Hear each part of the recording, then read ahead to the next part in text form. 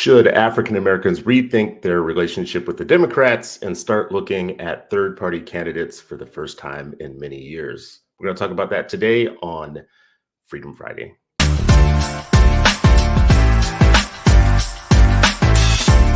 It is Freedom Friday, and you are still not free.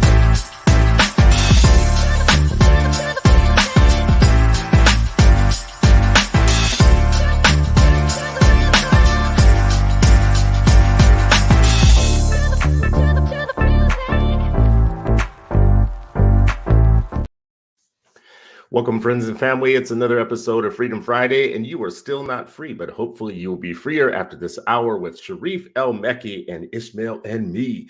Let me bring my brothers in because we have a topic today. And Ish, I'm so glad you can join us this morning because you are perfect for this topic. We are talking about whether or not African Americans should be rethinking our political strategy in terms of what parties we should be aligned with.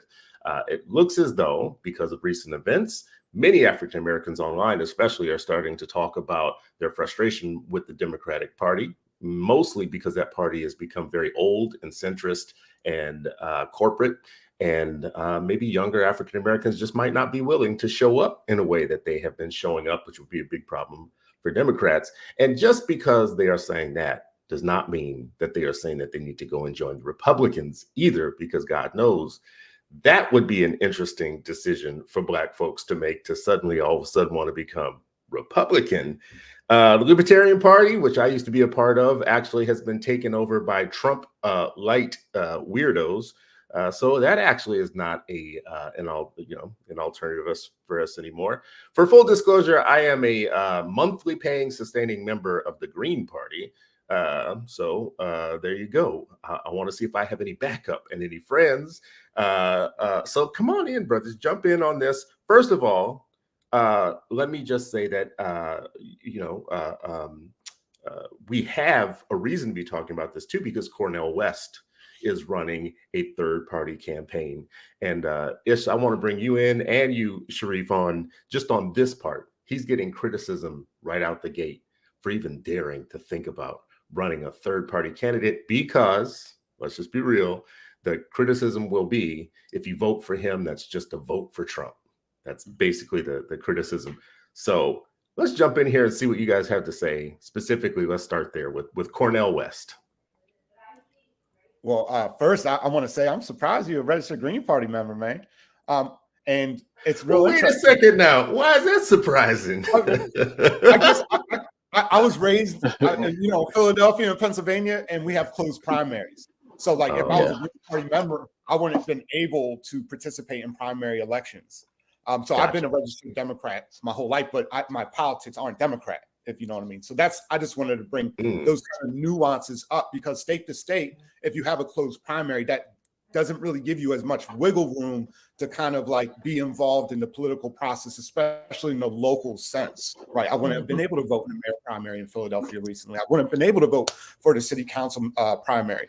So I think those type of things are very important. And that's like a separate, larger conversation about, voting rights, gerrymandering, how districts are drawn and everything. But when we talk about specifically Democrat and Republican parties, I didn't mean to open up Pandora's box, y'all. When we talk about, the two-party system that we have in America, Democrats and Republicans, it becomes a very flattened conversation. And I feel like they both get funded from the same donors. They both kind of play lip service to different demographic groups, yet still kind of work together on the ultimate kind of American interest, and that not necessarily benefits the Black community. And so I know the Democratic Party, and Republicans love to point this out, was the party of slavery, right? Republicans were the party of anti-slavery. And we don't even see that full switch over for a large majority amount of African Americans voting for Democrats until after the New Deal. And then even then, it led up into the 60s, and then the Southern strategy, right, with Nixon and them. So I think when we're talking about politics, we have to be very clear to what we're talking about and in what conditions that we are living in. And are we trying to do it as a symptom of survival, or are we doing it to envision and to embolden and to inspire? And I feel like we have fallen victim too much to what you just said. You're throwing your vote away. That's a vote for Trump. I remember I didn't vote for Hillary Clinton. And I caught a lot of that stuff. So it just to that kind of like, you didn't? Wait a second. Woo, this is incoming news. Wait a second. So you voted for Trump, basically? No, yeah. I mean, that is what's dangerous, because our politics has been reduced and flattened so much that people are like, it's all or nothing, this guy or this guy. And if you do go these two, then you're for the guy that is against you. And it's like, what if both of those guys are against me? What's the point of being able to have the ability to vote if you have nobody to vote for? And I think this is an existential problem that Black Americans have been dealing with for a long, long, long time. Even trying to move parties and get in parties and uplift and even vote in 90% in some places, right? Yet still their interests aren't being talked about. You know, I think of the senator in Alabama, was it, who got elected, Doug? I forget his last name. He got elected. He won because Black women came out in record numbers there. Okay, let me stop you there for a second. Just gonna stop you there for a second. Yeah, don't forget about Black men, bro. I was about to say, he won because Black families, Black people, Black men and women, Black women and men got on these things called Soul Patrol buses, and whole churches actually went to the polls together. Afterwards, there was a Black feminist narrative that loves to erase Black men constantly, that said that Black women saved everything. And it's nothing to take away from them. It's just the same, but they often take away from us too. And it's time for heterosexual men to actually assert themselves, because we are the bane of everybody's existence now. Now there is such heterophobia about Black men. There is a Black male version of misogyny noir. And I don't want to get us off track here. I don't want to get it, but this is becoming a new thing for me, because you know what? Black men sounds like the next Freedom Friday topic. We will come back to this then. We will come back to this next week. Which I don't want no part of. I don't want no part of that conversation. No, you gotta come back. You gotta come back. Now that you said that, you gotta be in part of that conversation. Now that, because most brothers will be like, I don't want to touch that. Chris, you always try and do those things. You know, no, we need to talk exactly about those things where people say, no, I don't want to touch that, blah, blah. Because you know what? People are gonna talk about it by themselves privately, aren't they? Aren't they, amongst themselves? But anyways, not to steal your thunder. He turned this into a real barbershop. But you know, the point that you were making is that Democrats have actually relied on, especially when there's razor thin margins, we make the difference oftentimes for them. Black folks show up, and if you were to take down just the Black vote by a couple of percentages in many of these races, then you have no victory for the Democrats, right? Which is why Republicans are making a hardcore press right now, not to win all Black folks, just to win a higher percentage. Right now, Trump got the highest percentage of Black votes that there had been. It went up to 12%, you know, for the Republicans. I think prior to that, maybe 12%. People. I mean, and actually, the majority of the bump upwards was Black men. Yeah, Black men. So it was Black men that. So see, that's why Black women save it. You know what I mean? You know why those Black men are running over there? Because they sick and tired of this nonsense over here on this side. Everybody always telling them that they're bad, or that they, you know, that they blah blah blah. So they got caught up in all that macho, you know, male stuff that the right wing is pushing, and there's going to be more of them. As like, listen. Anyways, I don't want to keep saying this, but all the Republicans have to do is go up by a couple of points with Black folks, and it can make the difference in many races, right? And then you bring Cornell along, because this is where we were starting at. You bring Cornell along, and he says, first of all, the critics of third parties have good reason to be afraid. So if you're afraid, good. You have good reason to be afraid, because I think he's saying more young people are going to be turned off by imperialism, by corporatism, by militarism, by racism, sexism, and all those things. And you can call them woke and, you know, try and push them aside if you want to with your old strategies that you have. But then what he's saying is true. Good. Watch what happens. Watch what happens when they stop showing up, or they start showing up for a different party. Like they start splintering off to a third party. What do y'all think about Cornell West? Are you down with it? I mean, I just don't. I really need to read up more on like what his platform is. I just don't know if when you're talking about like the youth and what they are interested in. I don't know if he's the right candidate right now for that third party spot. Really, Yeah. Sharif? Yeah, I What? mean, I'm talking about like for my generation and others, like how many youth have listened to him like, yeah, I've read, I can't even count how many things and speeches and the amount of times he's come to Philadelphia that I've like sat right next to him and like tapped into his brain, like, hey, what do you think about this? I'm a, young principal and I'm thinking about this and that, like all of those kind of things. Um, and I'm just curious, like, how is he the right person to get to them? Like, I don't know. I don't know like what that channel of information giving and sharing is with him right now. Is this icon with the youth who are like maybe feeling marginalized, disenfranchised, and and some in the absolute feelings of despair. Right. And so I'm just trying to that's just strategy wise, I'm wondering like, okay, what's the right way to capture this affected, group who want to be active, who want to be involved, who want to be engaged. That's my thing. It's just more or less around just strategy, like what's the right. And I don't know. Could Well, be. I'm just ignorant of how that communication with Dr. West and the youth, these just turned 18-year-olds, this is their first time, you know what I mean? 18 to let's say 30. Like what, if they're in tune with yeah, him, not in tune in general. and I was just going to veggie back off of that because I think you're right. Like Cornel West appeals to people like me, right? Yeah. Not to the youth, and maybe a little bit in certain circumstances when they meet him. But I would double down and say yes, the youth is disillusioned with the system, right?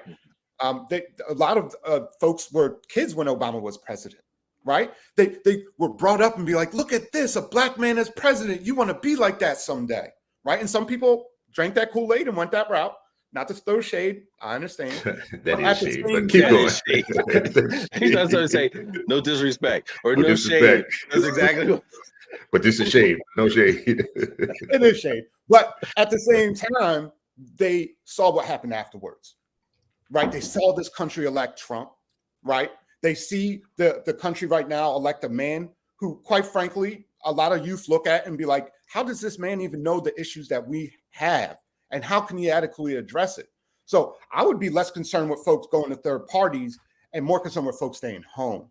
And I think that's the larger issue here that we're talking about, because the youth is like, oh yeah, whatever, that's not going to change. And by default, they don't trust these politicians like previous generations might have fell for the okie doke. Our children nowadays are very critical of everything that's thrown at them all the time. And so to the point sometimes they just shut off and be like, what's that going to do? That's not going to change anything. I'm going to worry about my situation right here. And, that's a reality that I think is an existential problem when it comes to exercising political power within this society. And that has to be harnessed in some way, like Sharif said, because the youth are thirsty to get really involved in an authentic way. I think that's going to be interesting to watch to see how willing they are once you get closer to the election next year to make good on their promise to not just show up, to fall in line, for the Democrats fall in line and show up the way that they're always expected to. But okay, so y'all said you wanted, we talked about Cornel. You said you're not really sure about his platform or what he's actually for. So his policy pillars for a movement rooted in truth, justice, and love. Okay, so he's for love. Like, who's against love? I'm gonna campaign on love. Ugh. I want results, not rhetoric. Like that's what I want. Results, more results, less rhetoric. But all right. Well, so okay, economic justice. So he has all these things around, mostly around poverty, because it's homelessness, universal basic income, higher taxes for the wealthy, so that you can raise the plight of the poor, is basically what Cornel has always focused on that a lot. So, you got stuff in here that is your traditional kind of anti-poverty stuff, a higher living wage, more affordable housing. I'm sure in here somewhere there's stuff around free college, free education, worker justice, because, Cornel is big on the unions and workers. Again, I think this is striking on the same thing, poverty. It's like striking on his anti-poverty stuff, which is really his main focus. And then environmental justice. I don't think we always know what that means, but I think the people who are into it really do know what that means. The environmental justice folks have a philosophy not just around saving the earth and climate change, but also making our efforts to save the earth more equitable. Because right now we have people that are living in hot zones on purpose. They've been redlined into places where folks are dumping lead in the water and increasing special education populations in whole cities. Whole ass cities don't even have water right now. And then health justice and racial justice and, justice and justice of the justices, transformative justice, voter justice, education. Let's stop on his education for a second. Education justice. I'm interested in this. Reduce the need for charter schools. You done. Cornel West needs. Are you back to single issue politics? If with all the things, if we were to say that education in the United States is unjust, is not just, especially for the downtrodden, for the least of these. When you go to my platform, your platform, or anybody else's platform, and it says education justice as your platform, and your very first bullet point is center public schools and reduce the need for charter schools, you have just told me your IQ has just dropped 100 points. Because number one, there are 80,000 things wrong with education, especially for the poor, the least of these in the United States. And centering public schools and reducing the need for a kind of public school, which is charter schools, should definitely not be the first bullet point on any smart person's agenda for how you will change education in the United States. Now, I'm not saying that it's not a point worth discussing or arguing. I'm not even saying that. Because we could argue about it if we want to, or we could say it's good or bad as a point. I'm just saying as your first point, it tells me who you're talking to. It tells me you're talking to white progressive unions, teachers unions. You are not talking to Black people that want to get an education, because there are 99 problems with education in the United States, centering public schools against this group of schools that only serve like 7% of the education population is definitely not the one that you should start with. But wouldn't you say you prefer the idea of centering public schools instead of centering students? Like, wouldn't that, doesn't that sound better? Don't center students. Yeah, it does seem better than centering students. Yeah, let's center public schools where the middle class people who have college educations work and get pensions and support me as president. Let's center that instead of centering. That's not justice. That's actually class warfare. And that's where he loses me. So, man, let me stop right now. Y'all shouldn't have had me come to this bullet point. I was all for his possibilities until this is my problem. This is my problem. Wait, it's like 100 bullets. That's it. But if it's 100 bullets that you like, and it's only one that you don't like, well, like, what's the big deal? That still seems like overwhelmingly positive. I'm gonna stop on this one, and I'm gonna let y'all jump in and just take it from here. But I'm just gonna say this much. We can look at all of the political parties' education platforms, and they most always start with something other than teaching and learning.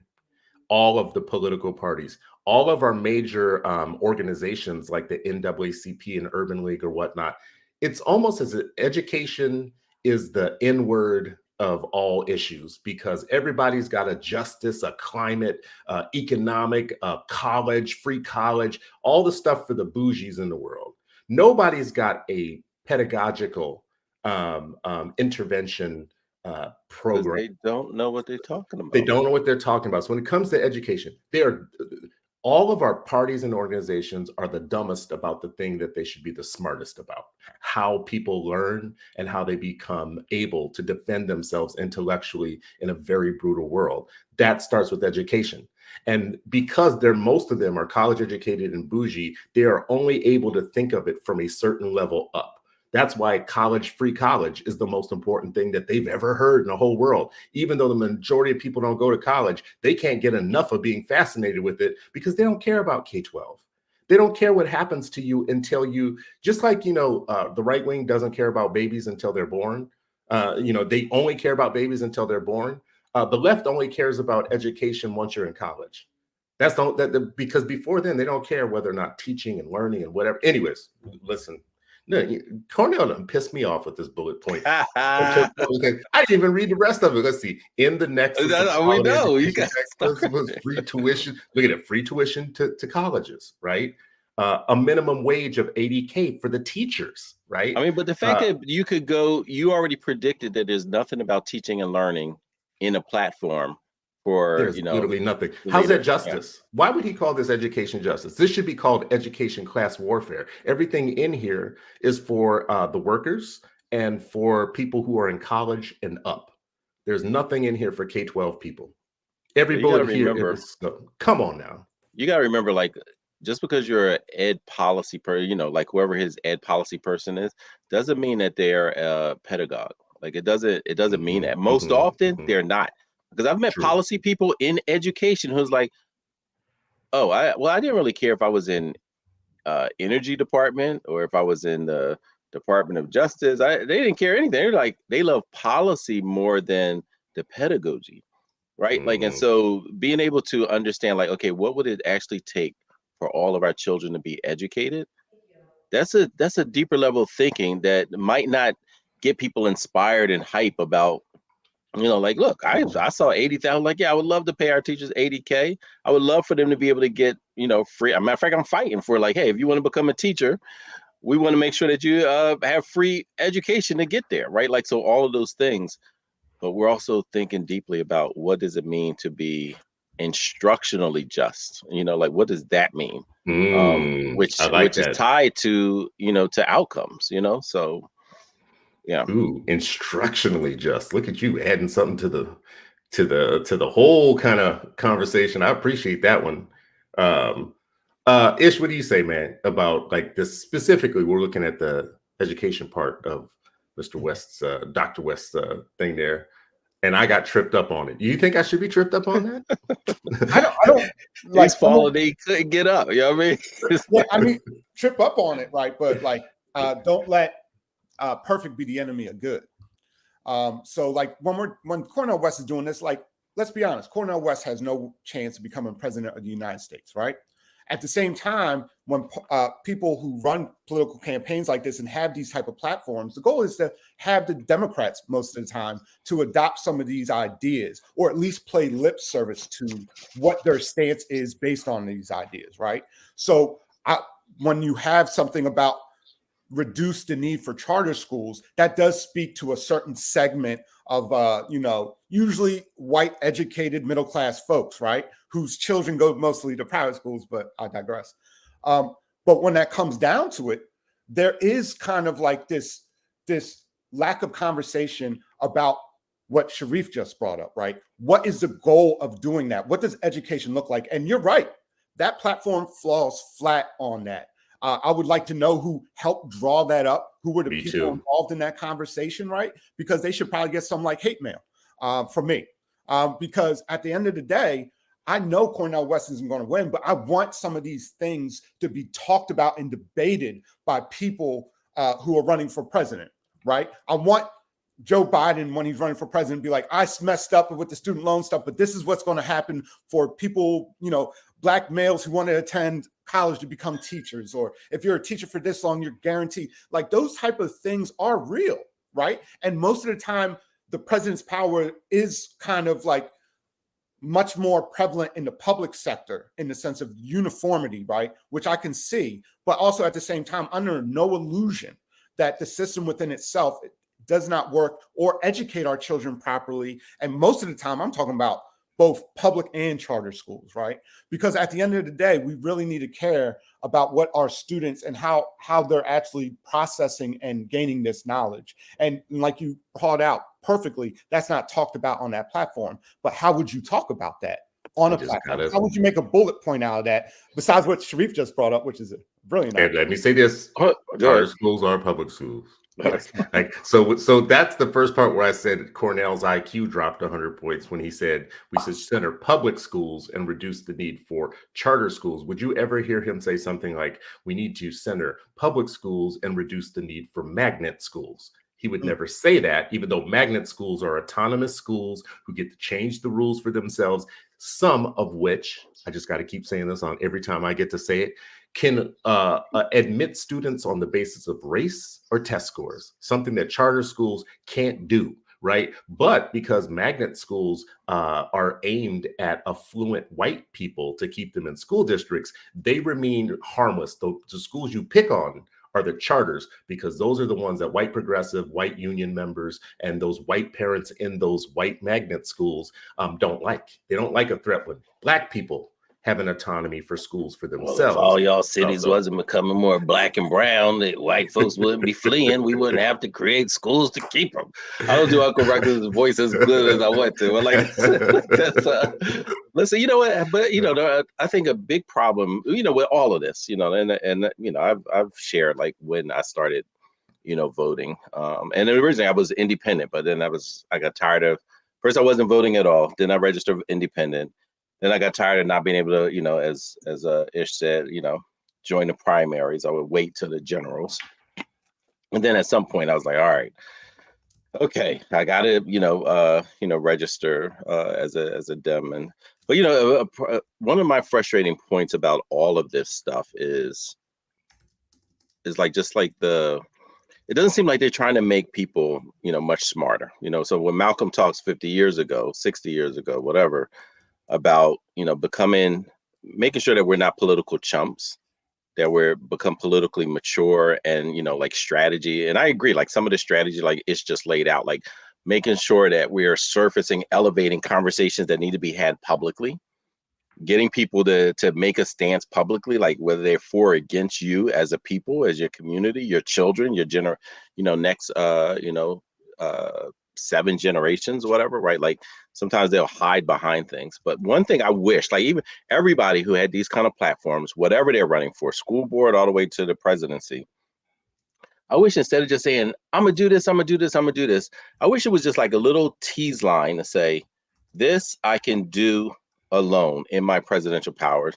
This actually will need the Senate, House of Rep, Congress, whatever. Like, you know what I mean? Like just teasing things out so people are like, yeah, they're going to do this, they're going to do that. Like, and so immature to think that they're actually going to do this and that, right? Like, all right, you're going to do, which of those can you do with, for example, a Republican, or since it's a third party, houses controlled by other parties.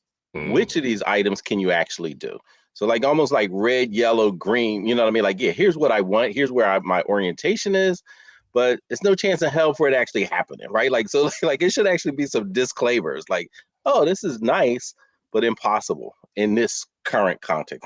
I'm never saying nothing's ever impossible, but you know, just more like just pragmatism, understanding, and elevating, like educate. Again, this is back to education, like making sure that people, as in the body who's going to elect you, have a deeper understanding beyond the, you know, because a lot of folks get elected just because they're likable, or, you know, they like how they move or talk. They like how they clap back at people. Some people get elected just for that kind of nonsense. I mean, I would like somebody who clap back. I like clap. Well, you just had him a couple years ago. You hated him, as we all did, right? Like he was notorious for clapping back. But is that like who you really want to model? Everything.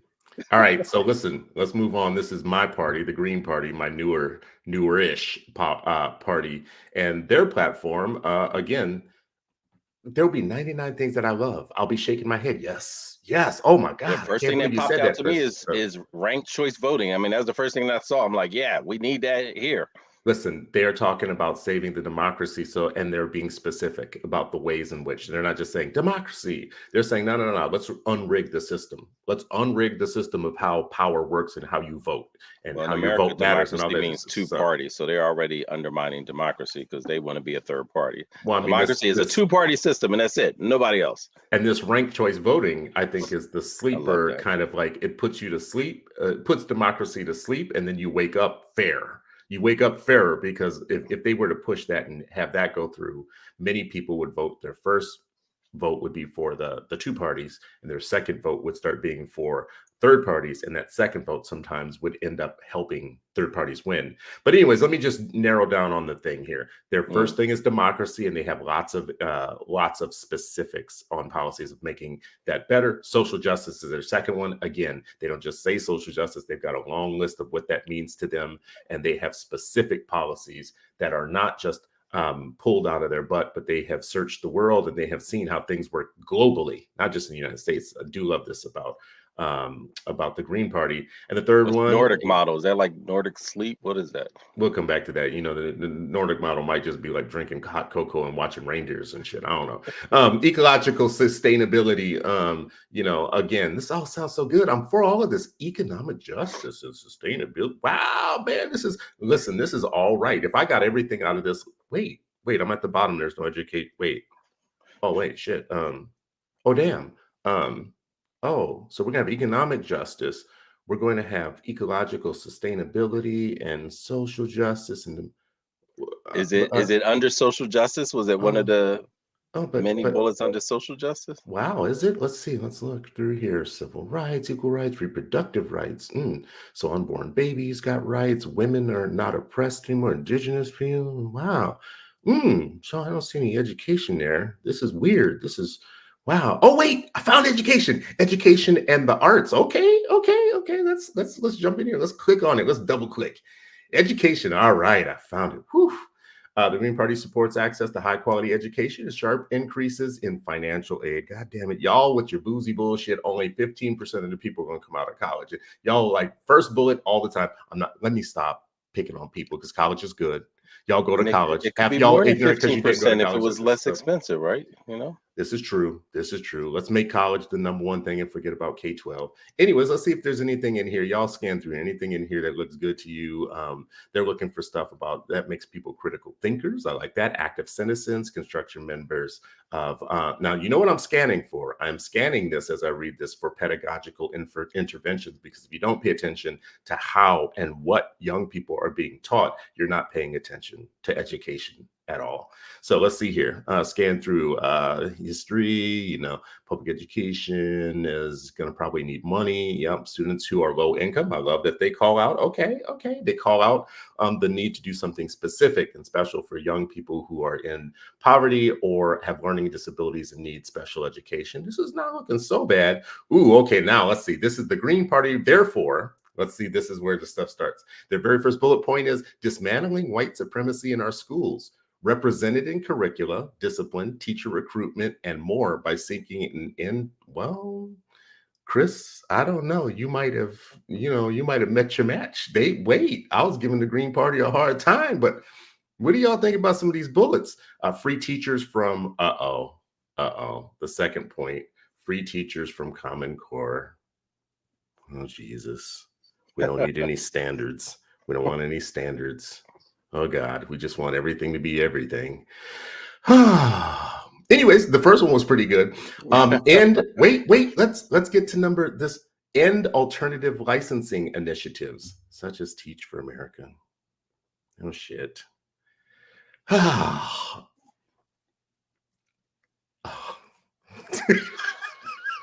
mean, you can't talk about D without talking about E, bro. So like, what's E? Incentivize, grow your own teacher programs in oppressed communities with targeted recruitment during high school federal grants. But I mean, yes, okay, good point, brother. Except for alternative teaching licensure programs is one of the ways that we are getting more people of color into teaching. Because a lot of people don't want to go back to school for another God knows how many years and pay stupid money to be a student teacher somewhere and do all that stuff, and not be paid while you're not be paid. Do it for free and not be paid or whatnot. So how can you shut down the spigot in point D here that they're making alternative licensure initiatives, and then on E come up back the other way? Yeah, but we still want to grow our own type of thing. Yeah, I mean, this is my thing with all of it. Like, one, ending alt cert, programs. That's like to me that's such a infantile way of viewing how to improve education. Is that, remember Pareto's rule or Pareto's principle or whatever? Like 20% of your input will have 80% of the outcome. Like what are the things that's going to have the biggest lever? Then they focus on the things that people will get emotionally respond to when they have a targeted audience. I can tell you right now, the grandmothers and parents and communities that I serve at 52nd and Lancaster, at 54th and Warrington, at 59th and Baltimore, that doesn't speak to any of them in those spaces. And you multiply that times millions across the country, they're not speaking to them. Like, because their grandmom who is kids being taught by Nadir Suleiman, who's a 15-year teacher veteran, is thinking about which alt cert did she come from, unless she's ineffective. And she wasn't. She was like one of the best teachers in the city. I'd take her anywhere, and I would want my child in front of her. And she's a more HBCU grad who happened to join TFA and then became a teacher, started a school and became a teacher and an educator and coached in professional development and taught countless Black children. So who are they talking to, right? Like, it's still centering this small group of folks who are, have the organized money, right? You organize people, resources, and ideas. The organized groups of people, often unionized, who are like, oh yeah, that speaks to me, and we're going to help fund your campaign.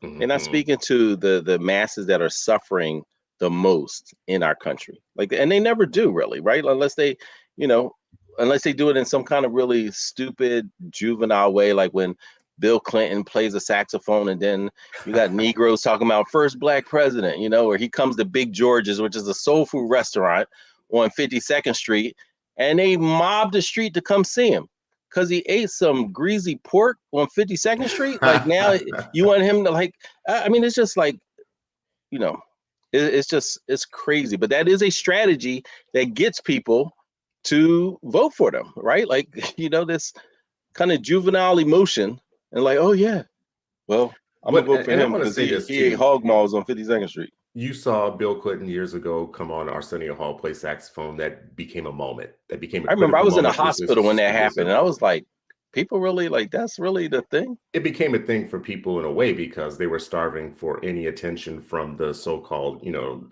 mainstream politicians. So for him, that was a genuflect in a way that that was different than. But this is, and I'm always watching out for class warfare. That criticism of them was a more educated criticism of them. The educated version of that we don't watch out now for some of our educated people is happening right now as we're looking at these political platforms, and they are saying all the stuff that college educated people say that actually would be bad for us. Right. Ending alt cert, would not be a good, so we have to ask ourselves, why are they for ending? So let me, I'm going to make nothing about improving ed prep programs, right? Like, because that's the 20 to 80. That's the 80% impact. They don't even want to talk to you though about that part, because that's not even though they're educated, they're talking at a level that is like baby food on these issues. It's like baby food. And you pointed that out, like, this is such a simplistic way of talking about licensure. But here's their things, therefore, after all the other stuff we said, because, they say they want an end to Bradley and the Walmart family foundations. There's no such thing as a Walmart family foundation. Again, Green Party and all parties. I'm going to need y'all to stop taking your talking points from third level unionists who don't even know what they're talking about. There's no such thing as the Walmart family foundation. There's a Walton family foundation, and there's a Walmart foundation, and they are two different foundations, and they do two different things, and they have no connection to each other. They have zero connection to each other. By law, they can't have any connection to each other. So when I see something like that, even things like that show up in official party planks, it drives me crazy. But let me not go too much on that, because then they jump into the stuff. They hate No Child Left Behind. They hate Every Student Succeeds Act that came after that. They hate testing. So therefore, they advocate the end of the testing regime and all standardized testing, and instead redirect millions of dollars of funds to prep materials and support to create and expand music, arts, sciences, and languages as mandatory academic subjects. First of all, most of those we do mandate science, and all those others are electives, but ending standardized testing. So now we have no standards because they got rid of NCLB and all that stuff. We have no data because we don't know how our kids are doing now. We don't have it disaggregated because we have no standardized testing anymore. We're just going to pump a lot of money in. They say stuff like end, test, and punish. Straight up teachers union focus grouped language that has no reality, no bearing on reality of what we need for our kids. Anyways, I'm going to stop with the Green Party, but listen, they gave me 95% of what I want on social policy and on economic policy and all of this stuff. And if you're watching this and you're saying, well, Chris, like you so big on this education part, why would you give that up for a party that is so bad on it? Well, because the party that you think is good on the education stuff, everything I'm talking about, gets 95% of the other stuff that affects my life wrong. Absolutely wrong. So maybe I have to make a decision to live with the Green Party's asinine education platform, because on all the other stuff, 99% of the other stuff, 95% of the other stuff, I'm getting what I need. But let me jump to we don't have Charles Cole on here today. He would be the resident Democrat in here. But the Democrats, listen, I'm not going to go through everything. I will tell you this education agenda for the Democrats is almost 95% just more money. That's really literally, it's just like, we just need a bigger budget. We just need more money. We need to pour more money into a thing. They do get some specifics right, though, like a focus on children with disabilities, English language learners, students who need extra help. They always have been good on early childhood education, which America should have universal. We shouldn't still be talking about that. Yeah, they should. So high quality K-12 schools across America, at least they say K-12, and at least they're talking about it, but they start out with money. The United States spends $23 billion more on schools in predominantly white districts and blah, blah, blah. So their big win here would be, more post-pandemic funding, more money. And they want to work to expand access to career technical education, magnet schools, and just keep going on all these other things. But if you keep going down and you keep figuring out, charter schools were originally intended to be publicly funded schools that increase flexibility, blah, blah, blah, blah. Democrats believe that education. Hey, man, you read all this. How come we can't read it? Why you still got the Green Party up? Oh, okay. All right. Well, listen, I'll let y'all see it. Here we go right here. Charter schools were originally intended to be publicly funded schools, and then they quickly jumped to a private profit motive.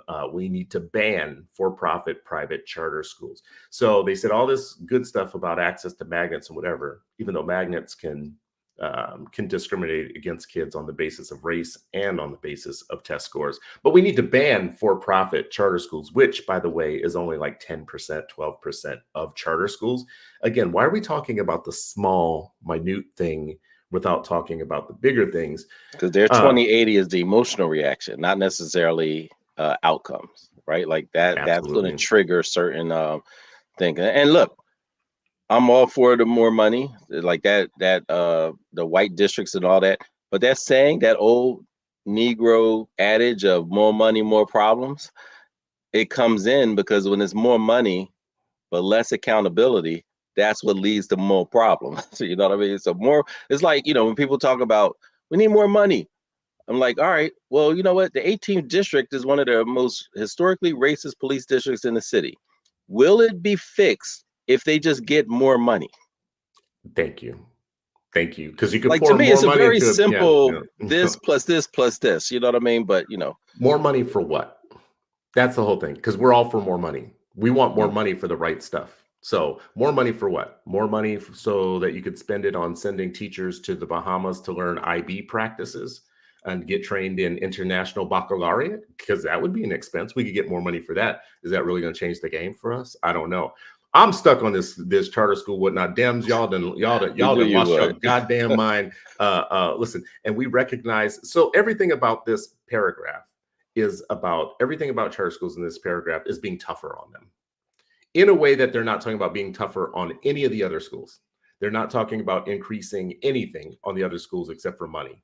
And in this paragraph, they're not talking about increasing any money for better charter schools, more culturally affirming charter schools, more mom and pop charter schools, more support for Black and brown indigenously grown charter schools in the communities where they come from, by the people where they come from. That would be a smarter way of like, hey, if we're passing out money everywhere and we're going to have a thing called charter schools, maybe we should put some money into some of them being organically grown out of the communities that they're serving. Maybe we should, fund Afrocentric and Black and brown charter schools that have a specific vested interest in educating the kids that are in their communities. Maybe that's smarter than all this nonsense. Anyways, I'm gonna leave it alone because y'all, you know what I have to say about this. My thing is, like, I could read through all of this, and it's my main point. You both are educators. None of this is getting to education. None of this is getting to actually how teachers teaching and learning. What do y'all think? Like, what would you want to see in any of these platforms if it was going to be focused on that? Like, what could a political party actually support to get at that part better? Well, I was going to bring this up. Most of the time when we're talking about funding and educational policy, that's handled more on the local level. So the state and the locality handles more of those like nuanced details more than the federal government. And the federal government's role with No Child Left Behind actually increased, like on an unprecedented level, the government's intervention onto local education on those communities. So I definitely want to speak on that because there's limitations, right, of what can be done on the federal level, right, from a political party on the presidential executive side, right? And so, like, when we're talking about all these type of policies and what they're saying, I agree with Sharif. It's supposed to elicit emotion. It's supposed to target certain demographics that are supportive and fund some of these political campaigns and the political party itself. At the same time, I think the other suggestion Sharif made earlier of having, how realistic is this going to happen? How would you get to that point? And how can we see what would be the outcomes that would be the goal that we want to see at the end of the day by doing these things, right? And so, like, they don't even say that. They don't tell us those type of like ultimate goals of why we're even doing this to begin with. But I'm going to double down even harder and say that these structures and systems don't necessarily work for us to begin with, right? And that we have to be very clear that we have to do whatever necessary, right, to educate our children and have that as the priority. And all this other nonsense and stuff they talking about doesn't matter if our children aren't being educated, right? And that's what I want to see. That's the type of rhetoric and anger and urgency I want to see from these folks, to recognize that, not just Black children are suffering, all children are suffering right now. Our literacy rates are in the trash. We're unable to really even process. Folks fall victim to propaganda so easily, where we're stuck in these little social media bubbles, which reinforce these type of views and worldviews, which are detrimental ultimately to actually moving towards a collective transformation that needs to occur within this society. So when we're talking about these things, again, this sounds like survival programs, right? So a survival program for you is to have charter school options, right? Another survival program might be to increase funding around civics education, right? Another, but again, none of this is going to save us. No president's going to come in and save education. It's up to us caring for our children and centering our students. That's the type of language that I want to hear. And I want to see less federal government involvement and more local control over those structures. You sound a little bit Republican on that last part. Get the federal government out of our business. Don't tread on me, bro. Yeah. I mean, I do tend when it comes to education, I kind of do, because I don't trust these folks. I mean, to be able to throw a stone, not literally throw a stone, but metaphorically throw a stone at the person that's really influencing my child's policy in my locality. And I get that with the locality piece, but I think we also have to be, for me, it's like, yes, and the federal government, part of their job is to protect people and have some level of oversight on it, right? Like, that's the point of, like, even Department of Ed. It was supposed to be like for civil rights, right? And I don't trust the locality any more than I trust, even if I can throw a stone at them, I really can't, because even those institutions that are built in locale still shields the people away from, the decisions that are being made, right? Like there's still too many instances where they don't. So then if there's no oversight, on top of that, remember feds, like, what do? They give some money, but as you said, most of it comes from locally.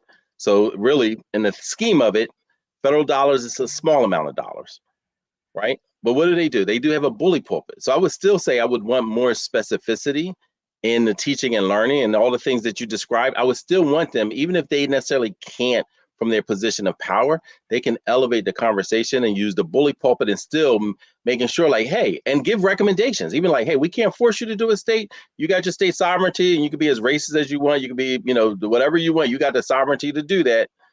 But we are also going to call it out and say, here's, kind of like, what Elijah, Muhammad used to talk about, put the clean glass next to the dirty glass. Mm-hmm. And if all these states got dirty glasses, as far as like, and they're putting water in it and they're serving it to the kids, you at the federal level, at least put the clean glass and say, this is what it actually should look like. Not the nonsense like, oh, be like Finland, be like this. No. What should it be like in Southwest Philadelphia? Mm. What should it be like in, any other, community that they talk about in these things? You know what I mean? Like, I'm gonna go back and read what they said about indigenous communities, because I don't often see that on presidential platforms either, like speaking very specific. I'm like, oh, whoa, what are you talking about that? But I do agree 100% as well, Ish, with this idea of the survival plan. Like, so what would it mean? Me and my neighbor was talking about this today, like during 2020, you started seeing like, whoa, those people with all the canned beans, maybe they on to something, they had a whole lot of other issues a lot of times, the survival, hardcore survivalists,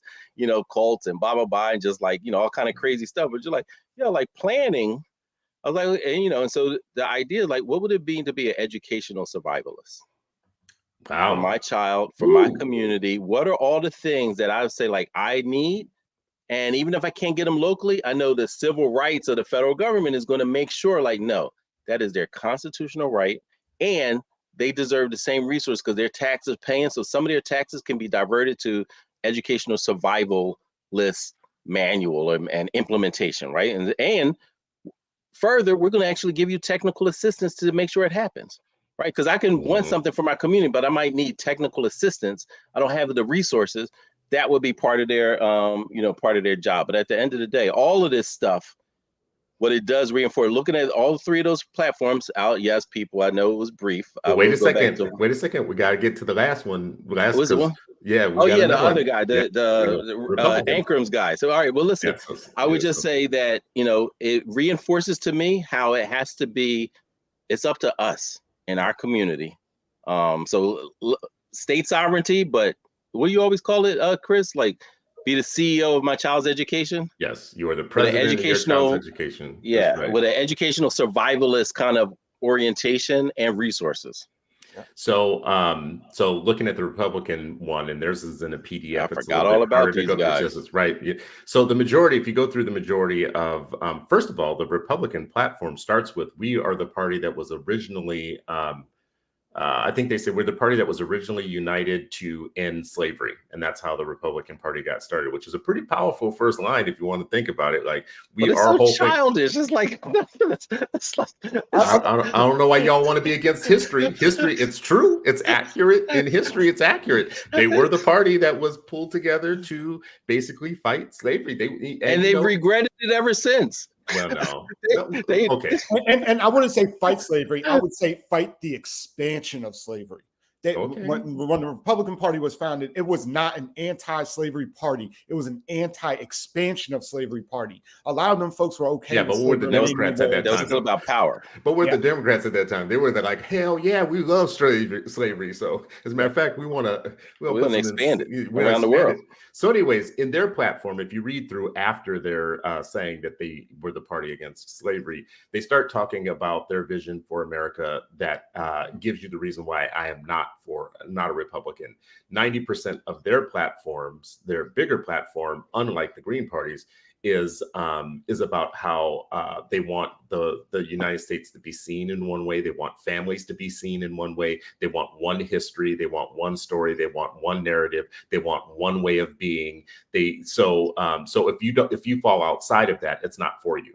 If you are LGBTQ, if you are a family that has a different composition, if you don't believe in the same history that they believe about the United States, if they don't believe that patriotism should be the teat that you suck on all day long, every day, and everything that you say or whatnot, this ain't the party for you, right? Because this is a very carbon copy, Stepford Wives type of party. Either you get with the program of how they see everything, how they see the economy, how they see families and all that stuff. So that's the 95%. But then when you get to education, with education, they say lots of stuff that I think is good in their preamble. But if the Democrats' number one strategy is about more money for everything that's already in public schools, the Republican platform is the opposite: less money for everything in public schools. We've thrown so much money away, and money doesn't equal results, and we want results, and there should be more workforce stuff and all that type of thing. But then you get down to, okay, so what do you want? They want education. Here it is, a chance for every child, and they go through much of what is not working, but they want higher expectations, higher standards. They want teachers to be protected, but not to run everything. But when they get to academic excellence for all, you have to look for, okay, what's the thing, though, that you're pushing? We get your critique against everything else. And their big thing is choice in education. Choice. So choice will get us there. They give, they give a little kind of lip service to things like phonics and career and technical education, all those things that I think are good. They get into murky territory with things like merit pay for teachers and ending social promotion, which I actually think those are worth talking about. I don't know that they're like the thing, but I'm always looking for in your platform, what's your thing? What's your big thrust, the thing that you're pushing? And I'm looking for pedagogical interventions. Theirs is choice. So choice, you guys, we don't even have to go deep on it. People know what choice means. It means ESAs and vouchers and more money for families to pursue alternative educational routes. I can't argue with a lot of that, actually, to be very honest with you. I think families should have more resources to do what they need to do. They also say they support learning options, including homeschooling, career and technical education, private schooling, parochial schooling, even magnet schools, charter schools, online learning, early college, high schools. Listen, I can't hate any of that, man. Except for the part that none of these things in total, when you pull them all together, are an pedagogical intervention that improves teaching and learning. It's a structural change that allows opportunities. But sometimes, I have an opportunity to be stupid if I want to, right? Opportunity by itself isn't the thing. An opportunity to learn is based on getting into places where people understand how to teach and how you learn, and how to assess that and how to measure it, whatever. I don't know if you guys think that that's a valid critique, and I'm going to leave it there. Their big thing is choice. What do you guys say about that? Are you sold, first of all, on a lot of the other stuff I said that they support? I mean, I have two children in public school. They call those pregnant pauses. Was that? Exactly. I think that we're in murky water, that we don't have a solution. And I think one of the fundamental questions, as a person that thinks of curriculum writing, you got backwards design. What is the ultimate goal and purpose of education, in our society?